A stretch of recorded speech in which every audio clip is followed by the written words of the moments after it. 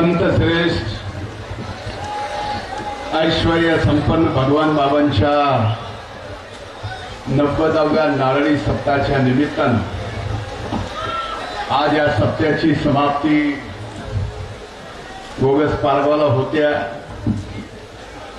आपल्या सर्वांचे परम आदरणीय हरिभक्त परायण संत नामदेव महाराजांच्या शुभवाणीतून कीर्तनातून काल्या संपन्न झाला. मी खरं तर अशा आध्यात्मिकाच्या व्यासपीठावरती बोलत नाही हे आपल्यालाही माहिती आहे, बाबांनाही माहिती आहे. पण एवढी एक इथून आज्ञा झाल्यानंतर ती माझ्या आयुष्यात शेवटच्या श्वासापर्यंत मी बोलू शकत नाही म्हणून मी बोलायला उभा. आज खरंच मला या गोष्टीचा अभिमान आहे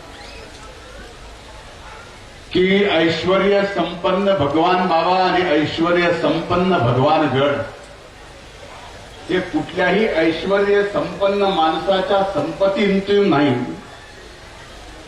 तर गरीबातल्या गरीब माणसानं 10 रुपये कमवल्यावर त्यातला 1 रुपये गडाला दिलाय म्हणून हे ऐश्वर्य.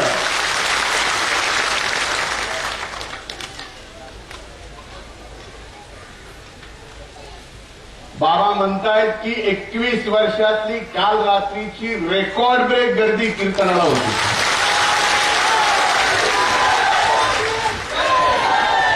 मला एका गोष्टीचा नक्कीच अभिमान आहे आणि आपल्या सर्वांच्या समोर 2 इंच छाती फुगून सांगावं असं वाटतं की अतिशय गरीबातल्या गरीब माणसाच्या कष्टातून ऐश्वर्य संपन्न गड निर्माण झाला. आज त्या गडावरती 1000 वर्षापेक्षाही जास्त कार्यकाळ चिरकालीन संत ज्ञानेश्वराचं मंदिर बाबांच्या कल्पनेतून या ठिकाणी होतंय आणि आपल्या कष्टातून यातून होत आहे. म्हणजे हे ऐश्वर्य एवढ्या पिढीपुरतं बाबांनी ठेवलं नाही. महंत म्हणून गादीवर बसल्यानंतर हे ऐश्वर्य संपन्न गड त्याची परंपरा, अध्यात्म, शिक्षण हे सर्व वर्षानुवर्ष 1000 वर्ष टिकावं अशी दूरदृष्टी महंतांना साक्षात बाबांनी साक्षात्कार करून दिला आणि आज ते या ठिकाणी घडतंय. मला आज फारसं काही बोलायचं नाही. मी बोलावं आणि आपण ऐकावं आणि मी बोलून आपण ऐकून त्या पद्धतीनं करावं. तुमच्या यापेक्षा मी एवढा शहाणा नाही. काय करायचं काय नाही करायचं हे आपल्या सगळ्याला माहिती आहे.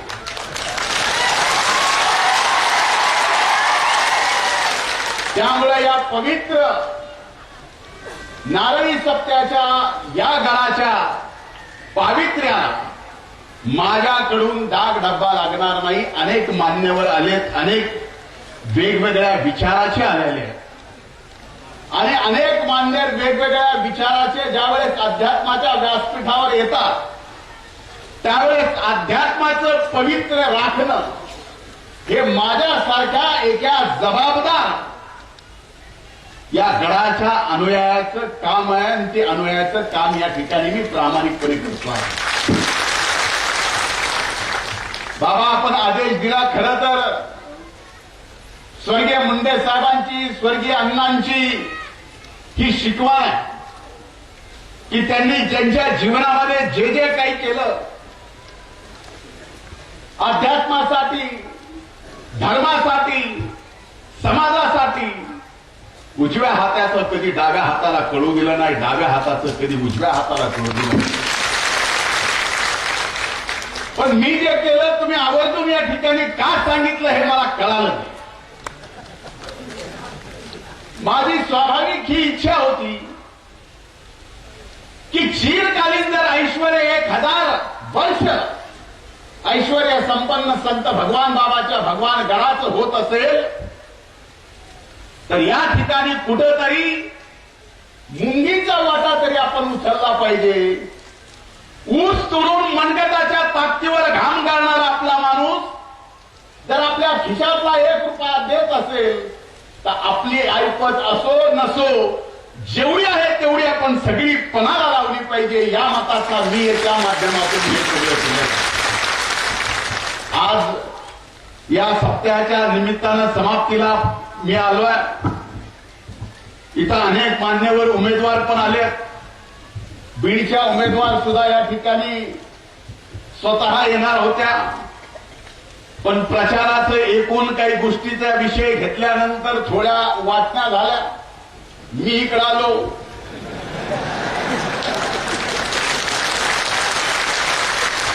त्यांना त्या निमित्तानं वेगळ्या ठिकाणी जावं लागलं. इथं काका आलेत, बाळा काका आलेत, आदरणीय भैया साहेब आलेत, लंके साहेब आलेत, आमच्या आपल्या सर्वांच्या लाडक्या ताई आहेत, कल्याणराव आहेत, दादासाहेब आहेत, आईसाहेब आहेत, सर्व मान्यवर आहेत. मी प्रत्येकाचं नाव इथं घेणार नाही. पण हे सांगतो बाबा, बाकी काही असेल माझ्या जीवनामध्ये मला फक्त एकच पाहिजे की माझ्या जीवनाच्या शेवटच्या श्वासापर्यंत गरीबातल्या गरीब माणसाची कायम सेवा कर.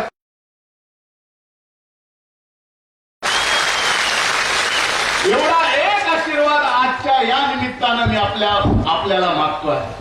माझी दुसरी जीवनामधली कुठलीही अपेक्षा नाही.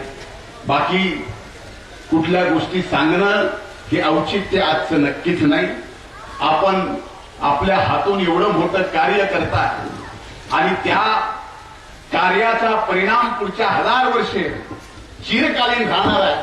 हेच खऱ्या अर्थानं आपल्या सर्वांचं भाग्य आहे आणि ते आज बाबांच्या हातून या ठिकाणी घडतंय आणि संत भगवान बाबाच्या साक्षात्काराने ते घडतंय. याच्यासारखं सुकार्य कुठलं काम होऊ शकत नाही. मी गडाच्या प्रत्येक भक्ताकडून आणि गडाचा भक्त या नात्यानं आपण जे कार्य हाती घेतलंय ते बाबा निश्चितच यशस्वी करणार आहेत. पण आपल्याला हे कार्य हाती घेतल्यानंतर अतिशय चांगलं आरोग्य लाभो आणि आपल्या हातून आपल्याला संत बाबांनी भगवान बाबांनी जो साक्षात्कार गडाच्या बाबतीत दिलाय तो पूर्णत्वाकडे या ठिकाणी द्यावा ही सर्व भक्तांच्याकडून भगवान बाबांच्या चरणी नतमस्तक होऊन प्रार्थना करतो. थांबतो. धन्यवाद.